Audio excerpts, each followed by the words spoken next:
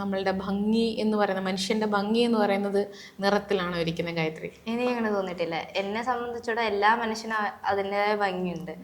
എല്ലാ മനുഷ്യർക്കും അവരുടെ കളറിലല്ല ഇതിലുള്ള കാര്യം. അവർക്ക് എന്തായാലും ദൈവം സൃഷ്ടിച്ചിട്ടുണ്ടെങ്കിൽ അവർക്കൊരു ഭംഗി എന്തായാലും ഉണ്ട്.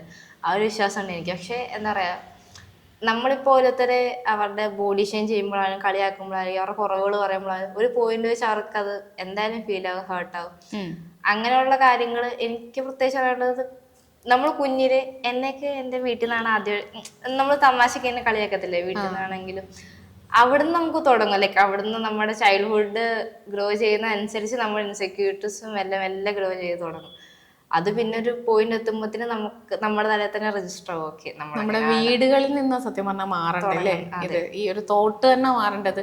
എന്താണ് ഒരു കുഞ്ഞ് ജനിച്ച് വീഴുമ്പോൾ അവൻ കറുത്തതാണോ വെളുത്തതാണോ എന്നുള്ളതല്ലല്ലോ നോക്കണ്ടേ, ഒരു കുഞ്ഞ് കിട്ടി, ദൈവത്തിന്റെ ഒരു കാരുണ്യം അല്ലെങ്കിൽ സ്നേഹം എന്നുള്ളതല്ലേ കാണണ്ടേ അല്ലേ? ഓക്കെ, ഈ ഒരു കാലഘട്ടത്തിലും ഇത്തരത്തിലുള്ള ആൾക്കാർ ഇന്നും ഭൂമിയിലുണ്ട് അല്ലേ? ഈ ഒരു ഇൻഡസ്ട്രിയിലേക്ക് കടന്നു വരുന്ന സമയത്തും ഗായത്രി ഇങ്ങനത്തുള്ള കളർ ഡിസ്ക്രിമിനേഷൻ അങ്ങനത്തെ ഉള്ളതൊക്കെ ഒരുപാട് നേരിട്ടുണ്ടോ? ഞാൻ അഡിസൺ എന്ന് പറഞ്ഞൊരു മീഡിയ കമ്പനി വഴി, അഡിസണും റാക്ക് വാക്കിന്റെ ഒരു ഇതിലാണ് എൻ്റെ ഫസ്റ്റ് പ്രോഗ്രാം നടക്കുന്നത്.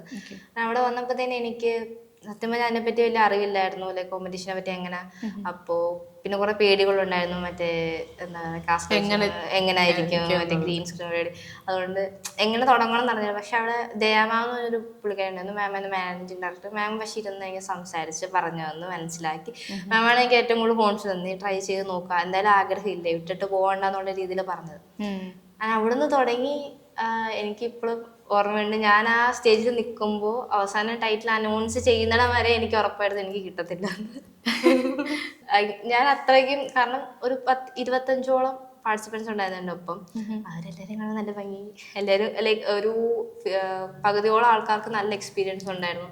അപ്പൊ ഇതൊക്കെ കണ്ടപ്പോൾ എനിക്ക് പേടിയായി. ഞാൻ ഒന്നും എല്ലായിടത്തു നിന്ന് വരുന്നത്, അല്ലെങ്കിൽ എനിക്കൊന്നും അറിയില്ല. സോ ഞാൻ എങ്ങനെ മാനേജ് ചെയ്യുമെന്ന് എനിക്ക് ഭയങ്കര പേടിയായിരുന്നു.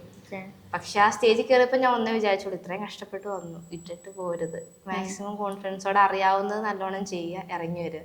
ഇതൊരു എക്സ്പീരിയൻസ് ആണെന്നുള്ളൊരു മൈൻഡ് സെറ്റിലാണ് ഞാൻ പോകുന്നത്.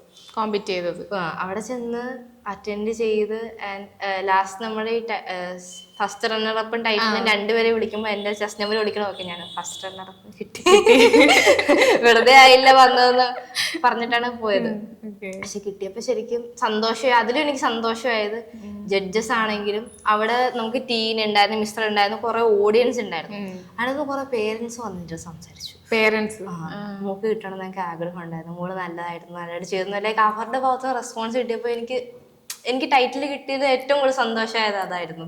ട്രോഫീസ്.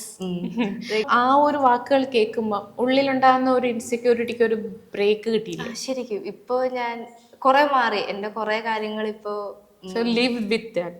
അതെ ഞാൻ പറയുന്നത്. എൻ്റെ സ്കിൻ ടോൺ ഇപ്പൊ എനിക്ക് ഭയങ്കര അഭിമാനമായിട്ടുള്ള കാര്യമാണ്. ഫാഷൻ ഐക്കോൺ ടൈറ്റിൽ വിൻ ചെയ്തു ആ ഒരു മൊമെന്റ് ഉണ്ടല്ലോ, ആ ഒരു മൊമെന്റ് കഴിഞ്ഞിട്ട് തിരിച്ചു വന്നു. ഈ വിഷ്വലൊക്കെ കാണുന്നുണ്ടല്ലോ. ഇപ്പം ഗായത്രി തന്നെ പറഞ്ഞു അവിടെ നിന്ന് കുട്ടികളൊക്കെ സുന്ദരികളാണെന്ന്. ആ റാമ്പ് വാക്കിന്റെ കുറെ വിഷ്വൽസ് ഞാനും കണ്ടിരുന്നു. ഈ സൈഡിൽ രണ്ട് സൈഡിലൊക്കെ നിന്നവരിലേക്കായി കൂടുതലും എന്തോ ഒരു കോൺഫിഡൻറ്റിലാണ് ഗായത്രി വാക്ക് ചെയ്തെന്നറിയാമോ? അത് ഞാനത് കണ്ട് ഒരുപാട് പ്രാവശ്യം കണ്ടു ആ വിഷ്വല്.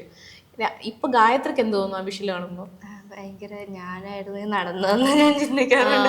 എല്ലാരും പറഞ്ഞു കോൺഫിഡൻസ് ഭയങ്കര ഇഷ്ടമായി എന്ന് പറഞ്ഞു. അല്ല, ഇവിടെ ഇരിക്കുന്ന ആളെ അല്ല, ആ ഒരു റാമ്പ് വാക്കിൽ വരുമ്പോഴത്തേക്ക്